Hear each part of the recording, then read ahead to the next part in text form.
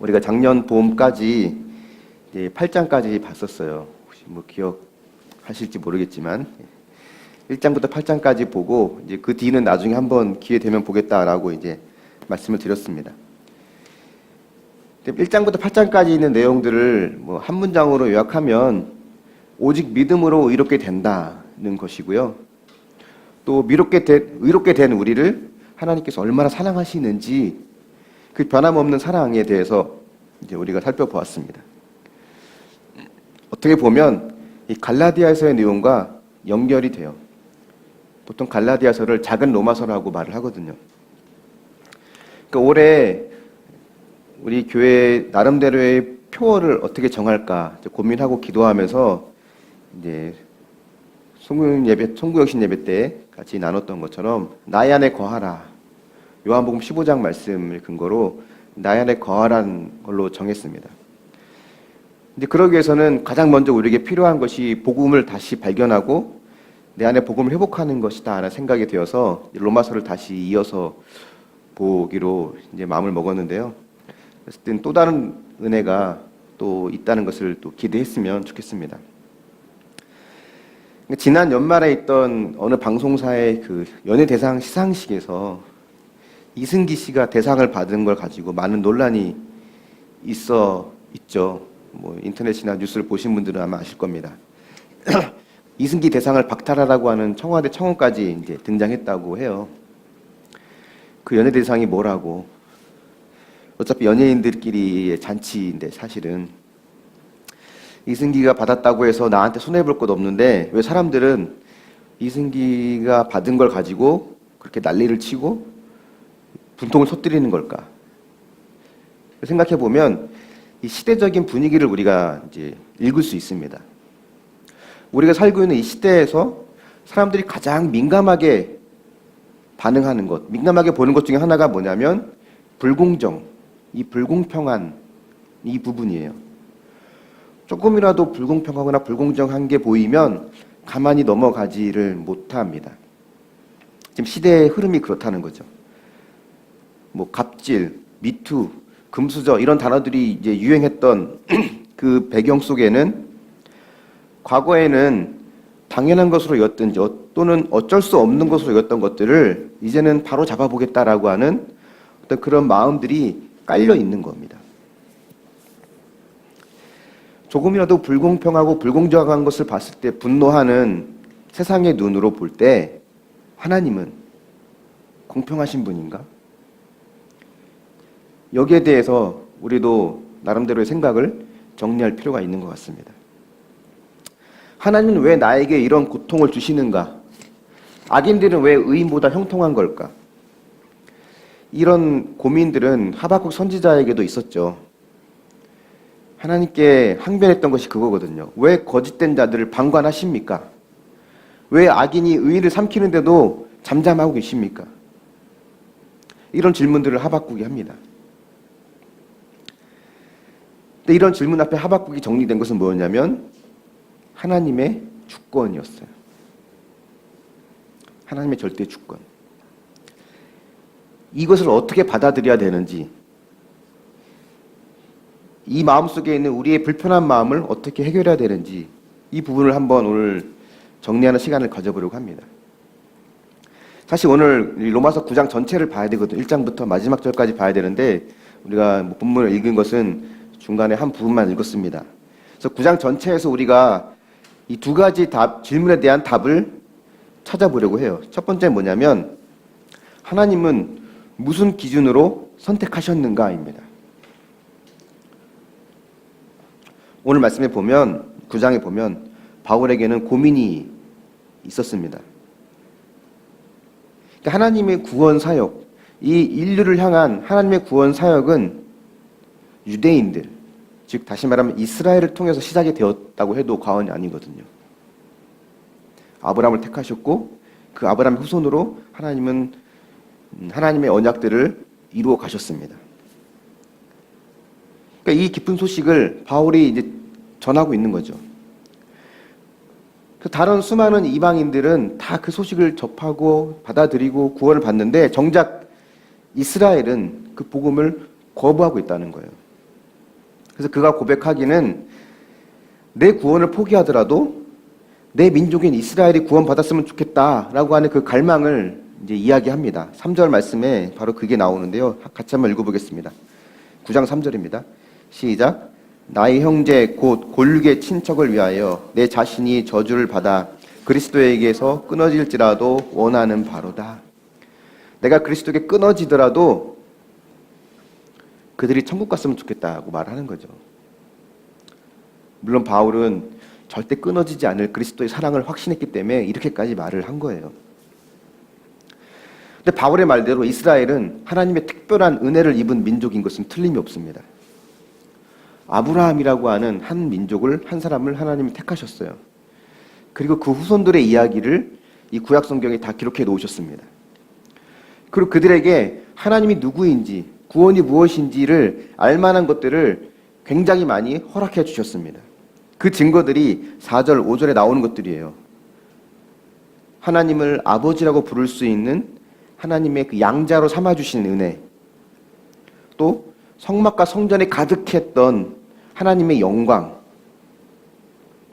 또 아브라함과 다윗과 같은 자들을 통해 허락해 주신 언약, 모세를 통해 주신 율법, 성전에서 각종 드리는 제사와 예배, 메시아가 올 거라고 하는 구약의 수많은 약속들, 그리고 예수님이 이 땅에 인간을 오시려면요, 특정한 민족이나 특정한 문화의 옷을 입어야 됐거든요.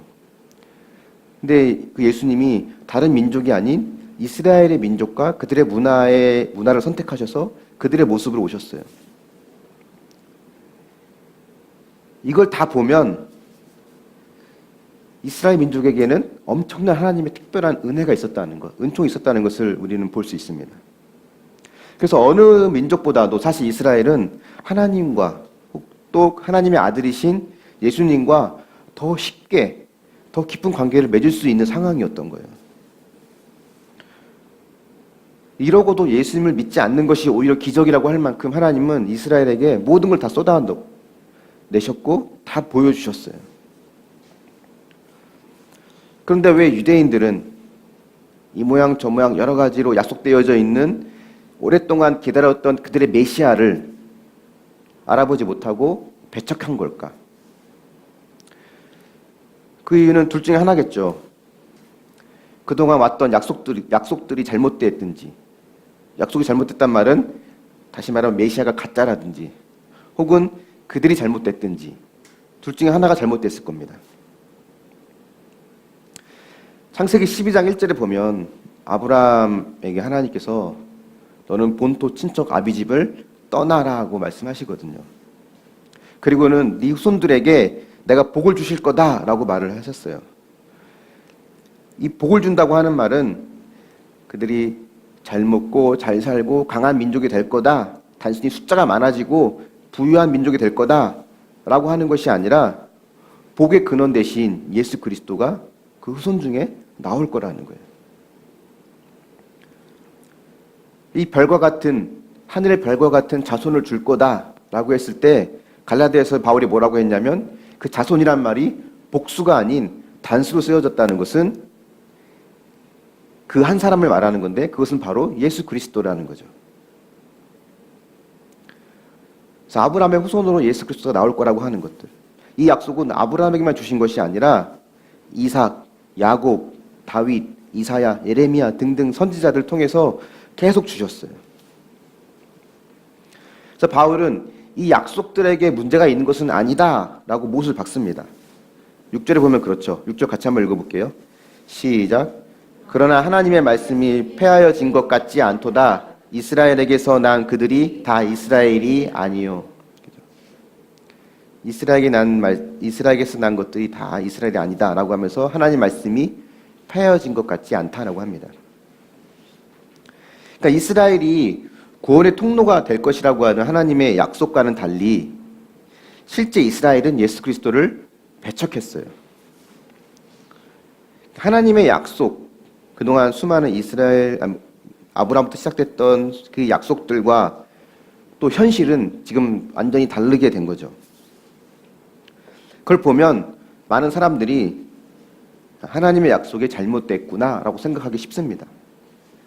왜냐하면 우리는 내가 생각한 대로 되어지지 않으면 내 생각이 잘못됐구나라고 생각하는 것이 아니라 이 환경이 잘못됐구나 혹은 저 사람이 잘못됐구나라고 생각하는 것이 우리 인간의 죄성이거든요.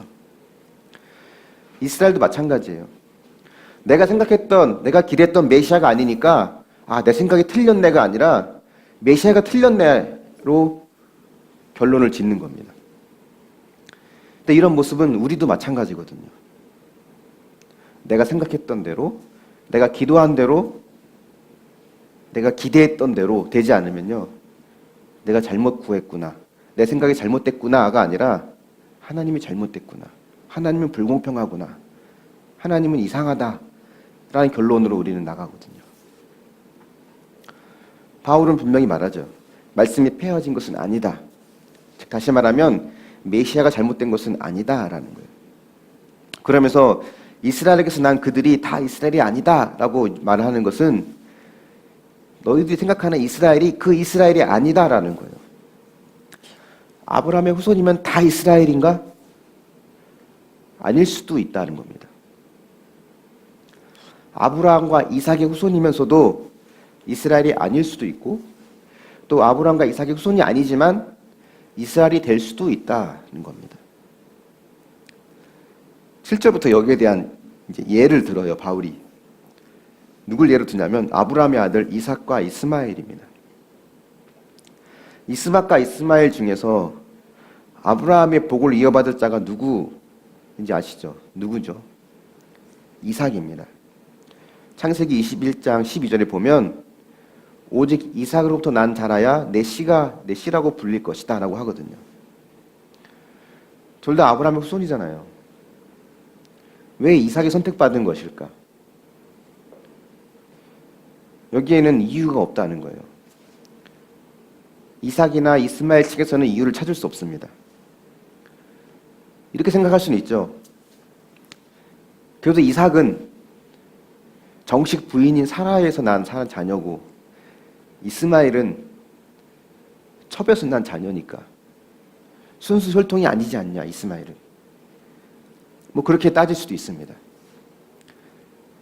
예, 그렇게 따진다 하더라도 그럼 12절부터 나오는 예는 어떻게 할 거냐는 거예요. 12절에서 누굴 예로 드냐면 야곱과 에서를 예를 듭니다. 이 야곱과 에서는 둘 다 리브가의 자녀예요. 그리고 쌍둥이입니다. 한 부모, 한 어머니 배에서 같은 시간대 태어난 이 쌍둥이. 근데 그들이 태어나지도 않았을 때부터 하나님은 에서가 아닌 야곱을 선택하셨습니다. 그래서 리브가에게 하신 약속의 말씀이 큰 자가 어린 자를 섬길 거다라는 거죠. 이걸 보면 야곱과 에서 그들 안에는 선택의 기준이 없습니다. 그들이 뭘 행했기 때문도 아니에요. 당연히 태어나기도 전이니까 그럴 수밖에 없죠.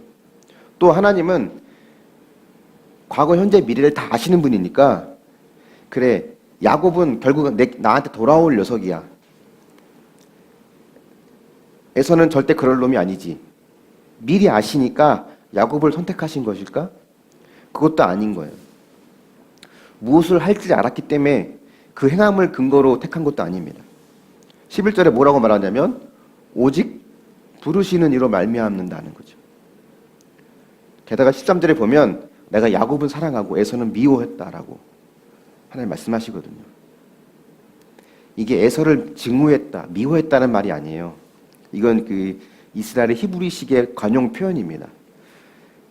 얘보다 얘를 더 사랑했다라는 말을 할 때 얘를 미워했다, 얘를 좋아했다라고 이제 강조해서 말을 합니다.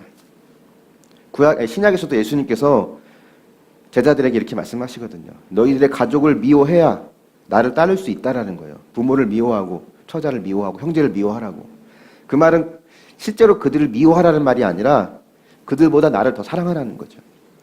하나님은 야곱과 에서 모두 사랑하셨습니다. 근데 야곱을 더 사랑하신 거예요. 근데 이삭이 선택받은 이유, 야곱이 선택받은 이유가 뭐냐고 봤을 때 그 이유는 오직 하나님의 자비로운 택하심, 이거 하나라는 겁니다. 하나님의 자비로운 택하심. 그들에게 근거를 찾을 수 없는 하나님의 안에 근거가 있는 거죠. 이거는 어떤 것을 고를까요 해서 딱 그냥 골라지는 대로 골랐다는 것을 말하지 않아요. 이유가 없다는 말은 우리에게 이유가 없다는 거예요. 그 이유가 우리에게 있지 않다는 겁니다. 나를 왜 이런 환경에서 살게 하셨을까? 우리 이런 고민들을 하죠. 나는 왜 이런 부모를 만나고, 나는 왜 이런 가족을 만나야만 했을까? 나는 왜 이런 공동체를 만나고, 나는 왜 이 길을 가야 하는가? 라고 하는 등등 수많은 의문들이 우리 삶 속에 있습니다. 물론 어떤 것은 내가 잘못된 선택을 했던 내 삶의 결론일 수도 있죠. 어떤 것은 내가 선택하지 않은 것일 것도 있거든요. 내가 선택하지 않은 게 더 많을 수도 있죠.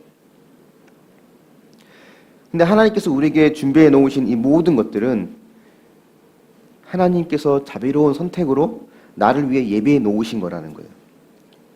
그래서 우리가 할 일은 뭐냐면 그거를 그대로 그냥 인정하는 겁니다. 하나님 그걸 원하시는 거예요. 묻지도 따지지도 말고 그냥 인정하라는 거예요. 공부 잘하는 애가 있으면 죽어도 공부가 안 되는 애도 있어요. 낭만적인 남편이 있으면 죽어도 그게 안 되는 남편도 있고. 중요한 것은 내가 정해놓은 기준에 거기에 맞는 자녀, 남편, 환경, 이게 다 가능하다고 해서 또 그렇게 되어졌다고 해서 그게 다 무조건 좋은 환경이라고 말할 수 없다는 거죠. 하나님이 주신 최고의 환경은 내 삶의 참 주인이신 주님을 만나는 환경이 가장 좋은 최고의 환경입니다. 어떤 인생이 성공한 인생일까?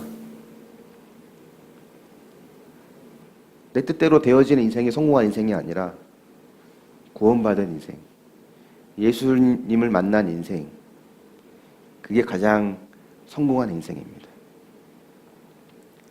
우리는 어떤 자녀가 되어주기를, 어떤 가족이 되고, 어떤 남편이 되고, 어떤 이웃이 되어주기를 우리는 기도해야 되냐면 그들이 하나님을 만나고 구원받는 자녀가 되고 구원받는 그들이 되기를 기도해야 됩니다.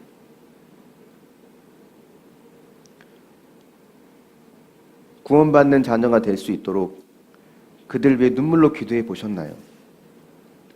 바울의 고백처럼 내가 저주를 받아 끊어질지언정 그들이 구원받기를 갈망하는 그 마음을 가져보고 있습니까? 어쩌면 우리는 그거보다는 그들이 내가 원하는 자녀가 되고 내 기준에 맞는 남편이 되어주고 내 기준에 맞는 공동체와 사람들이 되어주기를 간절히 기도했을지 모르겠습니다. 첫 번째 질문의 대답, 무슨 기준으로 선택하셨는가에 대해서는 하나님의 자비로운 선택이라는 겁니다. 그래서 우리는 이걸 그냥 받아들이는 게 우리의 할 일이에요. 그 속에서 하나님이 예비해 놓으신 구원을 우리는 갈망하는 겁니다. 한번 적용해 보십시오. 내가 생각하는 기준으로 자녀들을 키우거나 내 기준으로 가족들을 힘들게 하진 않습니까? 하나님을 만나게 되는 환경이 최고의 환경임을 인정하시나요? 또 그들의 구원을 위해서 기도하고 있습니까? 하나님의 자비로운 선택이 첫 번째 답이라면 이게 사실 말이 좋아 자비로운 선택이지 결국은 하나님 마음대로 하겠다는 거 아니냐라는 또 의문이 들죠. 그래서 두 번째 질문은 뭐냐면 하나님은 불의하신가, 불공평하신가입니다. 이스마엘이 아닌 이삭이 선택받고 에서가 아닌 야곱이 선택받은 거에 대해서는 이스마엘과 에서의 입장에서 보면 억울한 일입니다. 그들이 선택받지 않았던 이유는 그냥 하나님이 선택하지 않았기 때문이라는 거예요. 그들 입장에서는 억울하죠. 근데 이걸 우리식으로 표현하면 세상에 많은 믿지 않는 사람들에게 있어서 우리가 만약에 너희들이 구원받지 않은 이유는 하나님이 너희들을 택하시지 않으셨기 때문이야 라고 한다면 그들의 반응은 어떨까요? 그 말을 들은 그들의 반응. 모두를 선택한 것이 아니고 일부만 선택했다? 한 부분만 선택했다? 이건 불공평하지 않냐? 라는 것이 우리 모든 사람의 반응이거든요. 그래서 하나님의 주권, 하나님의 절대적인 주권, 이걸 그냥 받아들여라 라고 말할 때에는 우리 속에 불편한 마음으로 여기에 대한 이 반항이 우리 속에 자연스럽게 생깁니다. 바울도 그런 반응을 예상했죠. 14절에 이렇게 이야기하고 시작을 해요. 보면 그런즉 우리가 무슨 말을 하리요? 하나님께 불의가 있느냐? 그럴 수 없다 라고 못을 박습니다. 15절에 나와 있는 말씀은 출애굽기 33장의 19절 말씀을 이제 인용한 말씀인데, 모세에게 이르시되 내가 긍휼히 여길 자를 긍휼히 여기고 불쌍히 여길 자를 불쌍히 여기리라, 이 말이 나옵니다. 이 출애굽기 33장에 있는 배경은 앞에 모세가 이제 십계명을 받으러 산에 올라갔을 때 그 모세를 기다리지 못하고 아론을 중심으로 이스라엘 백성들이 금송아지를 만들잖아요. 하나님께서 그 금송아지를 만든 이스라엘 백성들을 그냥 다 쓸어버리려고 막 그럴 때 모세가 막 가로막습니다. 하나님을 설득시키잖아요. 그다음 하나님께서 이제 모세의 말을 듣고 그래 내가 다시 한번 기회를 줄게 라고 이제 그런 스토리가 진행이 돼요. 그때 모세가 하나님을 못 믿었는지 증거를 보여달라고, 하나님의 영광을 내게 보여달라고 말을 합니다. 그래서 모세가 하나님의 그 뒷모습을 보는 장면이 나오잖아요. 그 부분이에요, 이 부분이. 그러면서 내가 누구인지를 너에게 이야기하겠다라는 겁니다. 그래서 하나님이 내가 누구인지를 이야기하겠다고 말할 때 나는 스스로 있는 자다, 나는 창조자다, 나는 구원자다, 심판자다, 뭐 다양한 이야기를 하실 수 있는데 하나님 그때 뭐라고 말씀하셨냐면 15절에 있는 말씀이에요. 나는 긍휼히 여길 자를 긍휼히 여기고 불쌍히 여길 자를 불쌍히 여긴다는 겁니다. 내가 택하고 싶은 사람 택한다는 거예요. 이것이 어떤 사람들이 볼 때, 대부분의 사람들이 볼 때는 불공평하다고 느껴지는 거죠. 그럼 택함받지 않은 사람들은 뭐냐라고 말하는 거죠. 그러면서 이제 이 모세와 바로 이 두 사람의 이야기를 이제 바울이 꺼내기 시작합니다. 내가 긍휼히 여길 자를 긍휼히 여기고 불쌍히 여길 자를 불쌍히 여긴다라고 할 때에는 우리가 이 마음이 불편한 이유는 하나님이 마치 독불 장군처럼 그냥 마음대로 휘젓는 사람, 혹은 이랬다 저랬다, 처음에는 얘를 좋아했다가 나중엔 얘를 좋아하고 하는 이런 변덕쟁이 같은 인식을 갖기 때문에 그렇습니다. 근데 우리가 놓치지 말아야 할 게 뭐가 있냐면요, 중요한 것이 하나 있는데, 긍휼히 여긴다고 하는 이 긍휼이란 말 속에는 반드시 해야만 한다는 의무가 없다는 거예요. 긍휼은 베푸는 자의 전적인 자유에 달려 있습니다. 이 긍휼이 불공평하다라는 말은 모든 사람에게 갚아야 할 빚이 있다는 의미입니다. 긍휼에는 그런 의무가 없어요. 그래서 택한 사람들에게만 긍휼을 베푸는 것은 불공평하다는 말 자체는 모순입니다. 하나님은 어느 누구에게도 구원을 빚지지 않으셨습니다. 누구에게도 긍휼을 빚지지 않으셨어요.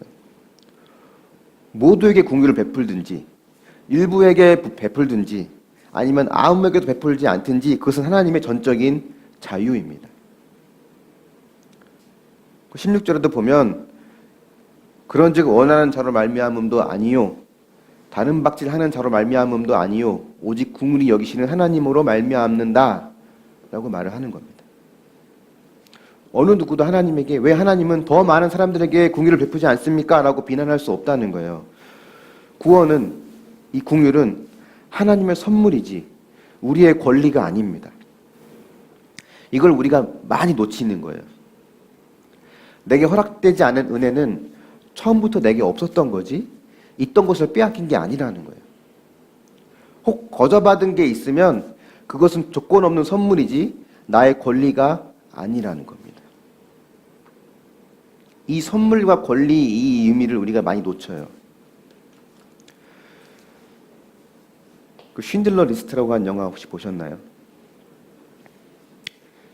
1939년 독일에게 점령당한 폴란드의 한 도시에 있던 이야기입니다. 독일인 사업가 그리고 굉장한 기회주의자였던 이 오스카 신들러라는 사람이 그 유태인들이 경영하는 그런 공장을 인수하기 위해서 온갖 그 뇌물과 비리와 이런 악행을 막 저지르거든요. 그러다가 우연히 이제 같은 유태인계에 속해 있는 어떤 회계사와 가까워지면서 이제 나치에 의해서 참혹하게 살해당하고 학살되는 유태인들의 그 상황을 이제 보게 돼요. 서서히 양심이 흔들리기 시작합니다.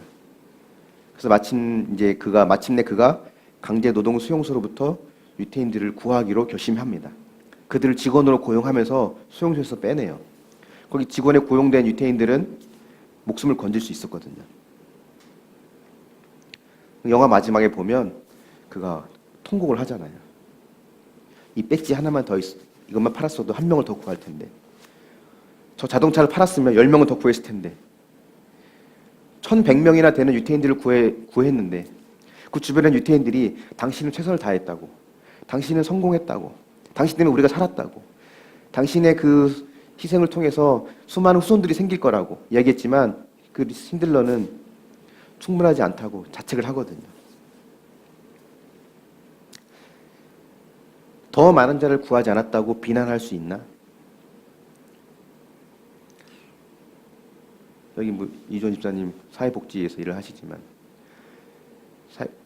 사회복지를 통해서 여러 사람들을 돕는데 어떤 사람들이 왜 나만 빼고 돕냐고 한다고 하면 그게 비난받을 만한 일인가? 그렇지 않거든요. 국률이라고 하는 것에는 누구를 도와야 할 의무가 있는 게 아니에요. 그래서 국률에는 불공평이 있을 수 없습니다. 하나님을 불공평하다고 여기는 이유 중 하나는 이 선물을 권리로 여기기 때문입니다. 혹시 여러분은 선물을 권리로 여기고 있지 않습니까? 바울은 이어서 이제 바로 왕을 이야기하거든요. 출애굽기에서 모세가 이스라엘을 백성들을 데리고 나오기 위해서 바로 왕을 찾아가죠. 근데 바로 왕은 거부합니다. 10가지 재앙이 계속 이어집니다. 그때마다 계속 거부하죠. 근데 종종 중간중간마다 나오는 문구가 있어요. 여호와께서 바로의 마음을 완악하게 하셨다는 거죠. 바로가 끝까지 이스라엘 사람들을 놓아주지 않죠. 놓아준 다음에도 뒤쫓아오잖아요. 그것이 바로 여호와께서 바로의 마음을 완악하게 하셨다는 거예요. 바로 입장에서 보면 억울하지 않을까요? 마치 난 완악하고 싶지 않은데 하나님이 날 완악하게 하셨다는 의미로 우리는 보여집니다. 바로는 원래 좋은 사람인데 하나님이 그 마음을 완악하게 바꾸었다, 이런 뜻일까? 그건 아닌 것 같아요. 민족 전체를 노예로 삼고 또 그 수가 많아지니까 산파들에게 남자아이들은 죽이라고 명령을 내리기도 하고, 산파들도 말을 듣지 않으니까 백성들에게 이제 아들이 태어나면 죽이고 딸은 살려둬라라고 이제 명령을 내립니다. 그러니까 영아를 살해하는, 각 태어난 신생아를 살해하도록 명령을 내리는, 그러니까 예수님 당시의 헤롯과 같은 그런 모습을 보여주는 바로가 좋은 사람은 아닌 거죠. 이걸 보면 바울은 처음부터 완악했던 걸까? 아니면 하나님이 완악하게 하신 걸까? 엄밀히 따지면 둘 다 맞아요. 바울이 말한 것처럼, 로마서 1장에서 말한 것처럼 하나님께서 그들을 정욕대로 더러움에 내버려 두셨다는 겁니다. 하나님이 바로를 완악한 대로 내버려 두신 겁니다. 바로가 스스로 선택한 것을 그냥 두신 거예요. 하나님은 누군가의 마음속에 완악함을 직접 만들진 않으세요. 단지 완악하게 되고 싶은 사람들을 그냥 내버려 두는 겁니다. 그래서 하나님이 완악하게 하셨다 하는 사람들은 그들 스스로가 완악하게 되고 싶었던 사람들이었어요. 세상은 갈수록 죄가 가득해집니다. 죄의 강도가 더 세지는 것 같아요. 근데 여러분 아십니까? 하나님은 지금도 세상의 죄를 억제하고 있습니다. 하나님께서 억제하고 계시는 거예요. 그렇기 때문에 그나마 지금 이 정도까지 가고 있는 거거든요. 근데 하나님이 그 억제하지 않고 내버려 둔다면 저 여러분을 비롯한 모든 사람들은 바로처럼 완악해져요. 하나님이 일부러 완악하게 만드실 필요 없어요. 사람들은 그냥 내버려 두는 것이 그들을 완악하게 하는 방법입니다. 바로는 억울해할 필요가 없죠. 긍휼을 베풀 자유가 하나님께 있는 것처럼 베풀지 않을 자유도 하나님께 있습니다. 18절에 이렇게 이야기하는 거예요. 같이 한번 읽어보겠습니다. 18절입니다. 시작.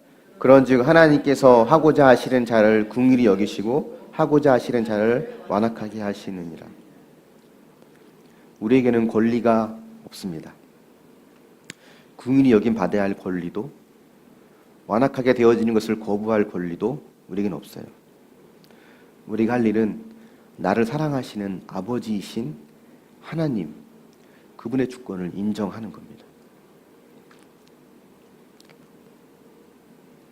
20절, 21절의 이야기가 바로 그 이야기거든요. 토기장이와 그릇의 비유잖아요. 토기장이가 진흙 한 덩이로 귀한 그릇을 만들든 천한 그릇을 만들든 그건 토기장의 권한입니다. 성경에 가장 억울해 보이는 사람 중에 한 사람 뽑으라면 누가 보더라도 욥이죠. 욥기를 보면 욥기 3장부터 37장까지인가요? 37장까지 보면 욥이 하는 말은 결국 뭐냐면 한마디로 그거예요. 도대체 내가 왜 이 고난을 당해야 되는지 그 이유 좀 설명해 달라는 거예요. 내가 왜 이렇게 고난을 당해야 되지? 나는 과연 이게 정말 내 죄 때문인가? 동방의 의인이라고 했던 이 욥이잖아요. 구약에 나온 3대 의인이거든요. 노아, 다니엘, 욥 세 사람. 하나님이 세 사람을 인정하잖아요. 이 세 사람이 나와서 나를 말려도 내가 이 도시를 멸망시키겠다라고 할 만큼 그 세 명에 들어가는 3대 의인인 욥. 그가 하나님께 묻는 거예요. 하나님, 도대체 내가 왜 이런 일을 다 겪어야 되는지 그 이유는 좀 압시다. 좀 설명 좀 해달라고. 막 따지잖아요. 그 이야기를 계속 하거든요. 38장에 보면, 욥기에 보면 하나님께서 욥에게 그 이유가 뭔지를 설명해 주진 않아요. 38장부터 41장까지 하나님께서 뭘 얘기하시냐면 끊임없이 계속 욥에게 말씀하신 것은 무지한 말로 생각을 어둡게 하는 자가 누구냐? 라고 하면서 이 모든 땅의 기초를 놓을 때 네가 어디 있었느냐? 네가 까마귀 새끼가 하나님을 부르짖으며 먹을 것이 없어서 허우적거릴 때 그 먹이를 마련하는 이가 누군지 아느냐? 염소가 새끼 치는 것을 네가 아느냐? 몇 달 만에 만삭이 되고 나을 때를 네가 아느냐? 누가 나귀를 자유롭게 놓아주었느냐? 그부터 시작해서 하나님께서 이 세상의 모든 심오한 통치에 대한 그런 이야기들을 41장까지 욥에게 쏟아내요. 하나님이. 욥이 하나님께 질문했는데 하나님은 또 역으로 욥에게 질문합니다. 네가 이걸 아냐? 이걸 아냐? 이걸 아냐? 또 쭉 41장까지 막 이야기해요. 왜 고난이 왔는지 욥은 끝까지 답을 듣지 못합니다. 근데 42장에 보면 욥이 이렇게 고백해요. 내가 죽기에 대하여 귀로 듣기만 하였사오나 이제는 눈으로 주를 배웁니다. 그러므로 내가 스스로 거두어드리고 티끌과 재 가운데서 회개하나이다. 하나님의 이 모든 심오한 통치와 원리와 뜻이 이 가운데 있음을, 그 주권을 인정하는 그 마음이 있을 때 우리는 답을 듣지 못해도 하나님의 오르심을 인정하며 그 가운데 나의 죄를 회개하게 됩니다. 내 삶의 소유권은 하나님께 있습니다. 내 삶을 심판하시는 분도 하나님이죠. 그분의 뜻대로 궁일하게 하기도 하시고 완악한 데 내버려 두기도 하십니다. 모든 사람을 구원하는 것이 하나님의 영광을 나타내는 것 같지만 어떤 사람은 구원하시고 어떤 사람은 남겨두는 것이 하나님의 영광을 더 많이 나타내는 것 같아요. 이거는 우리가 이해하지 못합니다. 하나님이 아니기 때문에 모든 걸 알 수는 없어요. 욥에게 쏟아내는 하나님의 질문들을 보면 우리가 안다고 하는 것은 정말 이 전 우주에 요만큼 하나뿐이거든요. 그 깊으신 뜻을 우리는 알 수 없어요. 이유는 없지만, 우리의 측에서는 이유는 없지만 하나님에게는 우리가 이해할 수 없는 이유가 있습니다. 그래서 완전한 주권자이시고 심판자이신 그 하나님을 인정하는 것이 하나님을 기쁘시게 하는 믿음이에요. 내게 주어진 것은 선물이지 권리가 아닌 것을 기억해야 됩니다. 두 번째, 하나님은 불의하신가에 대한 답은 하나님은 완전한 주권자이시다. 이거로 답이 나옵니다. 그분은 참 심판자이시고 동시에 참 우리의 아버지이시라는 거예요. 우리는 그냥 선물을 받을 뿐, 긍휼히 여김을 받을 뿐, 그것이 나의 권리가 아닌 것을 기억해야 되는 거죠. 한번 적용해 보십시오. 받아들이고 인정하기 힘든 내 환경은 어떤 것이 있습니까? 당연한 권리를 여기고 하나님께 요구하고 있는 것들이 있나요? 어떤 것이 있나요?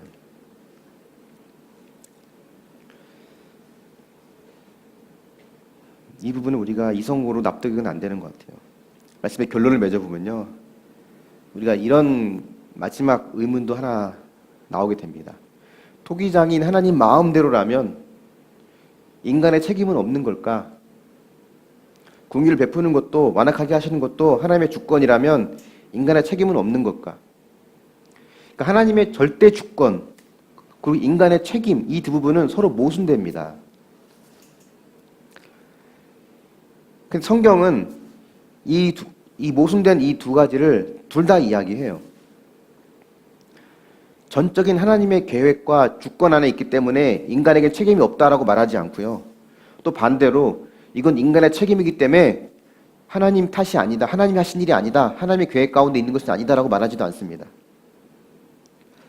모든 역사에 대한 하나님의 절대 주권, 그리고 자기 행위에 대한 인간의 완전한 책임, 우리의 지혜로는 이 두 가지를 다 해결할 수 없지만 하나님이 이 두 가지를 우리에게 얘기하고 계시는 거예요.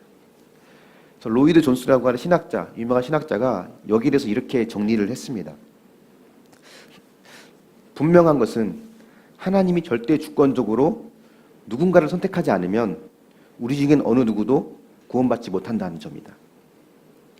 그렇다면 왜 구원받지 못하는 사람들이 있는 걸까? 그들이 택하심을 받지 못했기 때문인가? 아니다. 그들이 복음을 거부했기 때문이다. 복음을 거부하는 것은 우리의 책임이지만 복음을 받아들이는 것은 우리의 공로가 아니다. 이해가 되십니까? 우리가 할 일은 하나님의 주권을 인정하는 겁니다. 그분을 나의 주인으로 인정하는 거죠. 완전하시면서도 사랑이 많으신 나의 아버지신 하나님께서 자녀인 내게 늘 최고의 것을 주길 원하신다는 그 확신이 우리 마음속에 있어야 한다는 거예요. 그래서 지금의 상황이 내가 원하지 않는 최악의 상황이라 하더라도 이것이 나로 하여금 하나님을 더 사모하게 하고 갈망하게 하게 했다면 토기장이신 그분이 나를 지금 잘 빚어가고 계시는 중이라는 것을 우리는 기억해야 됩니다.